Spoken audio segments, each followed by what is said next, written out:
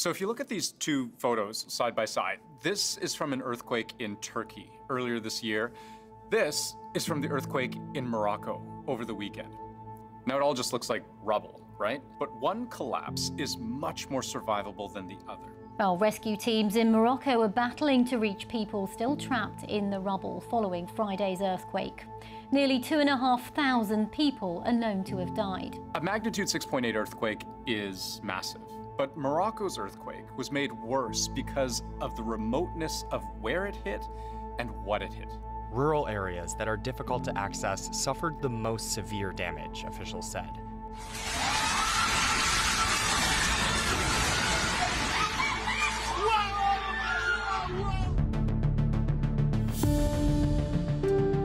When we think about homes in Canada or the United States, we often think of what? Concrete foundations, wood frames, brick exteriors. In Morocco, especially as you leave the major cities and into more rural areas, homes look more like this. These buildings are very different from what we see in the United States. You are typically going to look at mud brick buildings. Mud bricks are what they sound like, made of dirt, sand, water, even straw or hay mixed in. They're not usually fired or superheated in a kiln to make them stronger. Often they just dry in the sun. Now this is a method thousands of years old, and those bricks are actually very stable, just not in an earthquake. Many homes were destroyed, built of mud bricks and timber.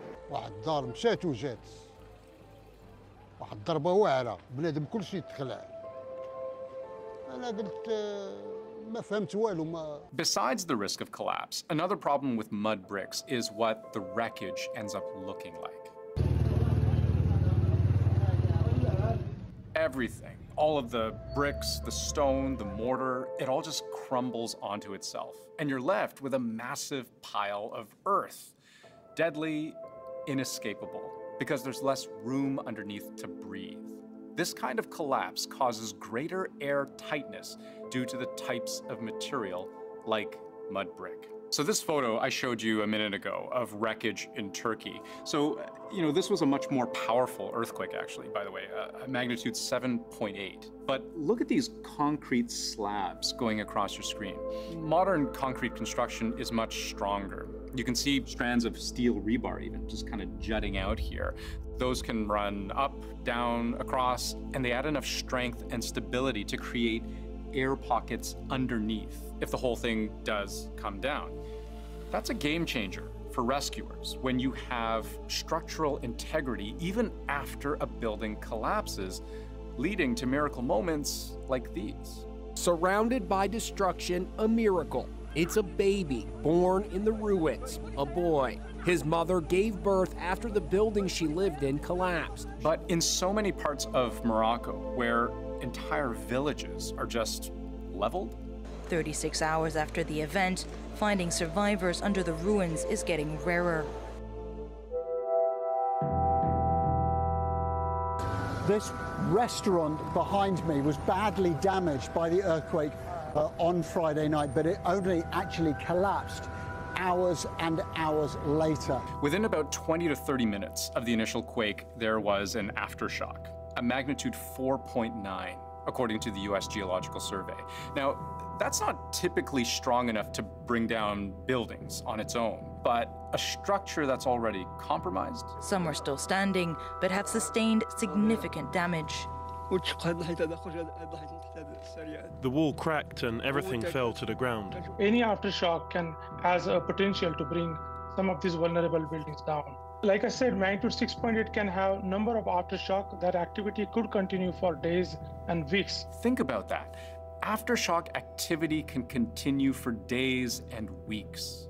Constant reminders of the danger even someone who has survived may still be in. This mother of two young children is not sure what to do, saying the quake destroyed her home and badly injured her husband, who is the family's sole provider. Was Morocco ready for this? The deadliest earthquake in modern Moroccan history was in 1960.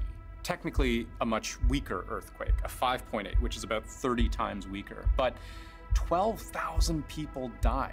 After that earthquake, Morocco did try to implement earthquake standards for its rebuild. The buildings that have collapsed are very old buildings, certainly not built to standards we would try to build to today to make buildings seismically resilient. Now, in a major city, there's progress there, and buildings are more resilient. But in rural areas, those same parts of the country that were hit so hard in the last 72 hours. Moroccan military reporting more than 2,000 people killed, another 2,000 injured.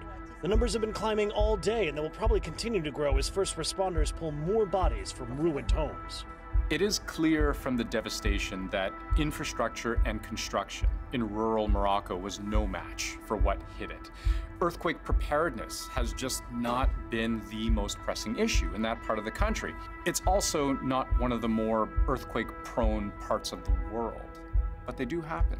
So how Morocco recovers and rebuilds, that's still not clear.